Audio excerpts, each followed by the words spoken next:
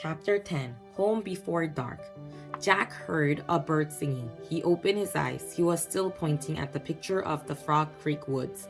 He picked out the treehouse window. Outside, he saw the exact same view as the picture in the book.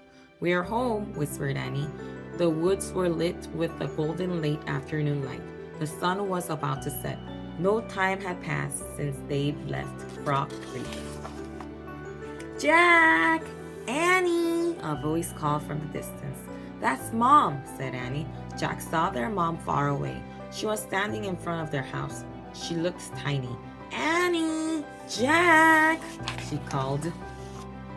Annie stuck her head out of the window and shouted, "Coming!" Jack still felt dazed. He just stared at Annie. "What happened to us?" he said. "We took a trip in a magic treehouse," said Annie simply.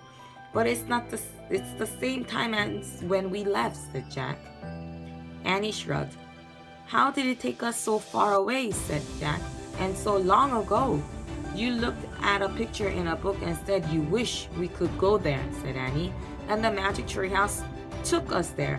"But how?" said Jack. "And who built this magic treehouse? Who put all these books here?" "A magic person, I guess," said Annie. "Oh, look," said Jack. "I almost forgot about this." Jack reached into his pocket and pulled out the gold medallion. "Someone lost this back there," he said. "In Dinosaur Land. Look, there's a letter M on it." Annie's eyes got round. "You think M stands for magic person?" she asked. "I don't know," said Jack. "I just know someone went to that place before us." "Jack! Annie!" their mother called again. "Coming!" Annie shouted again. Jack put the gold medallion back in his pocket. He pulled the dinosaur book out of his pack and put it back with all the other books.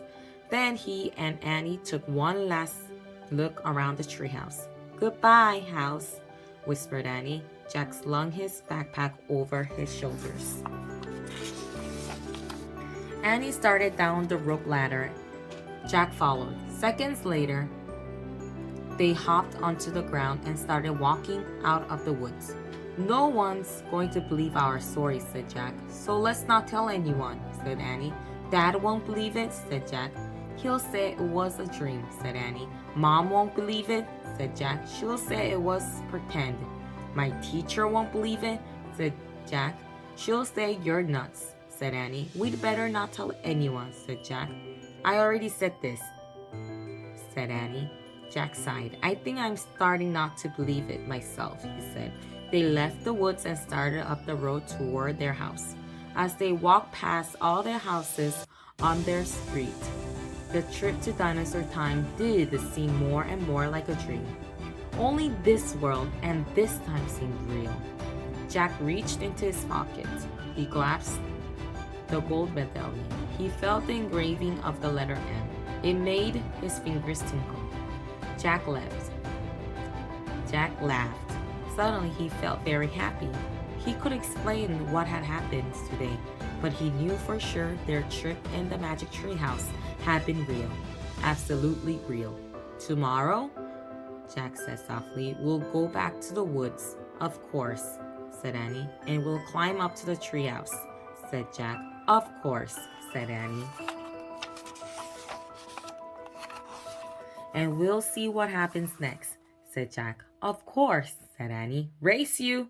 And they took off together, running for home.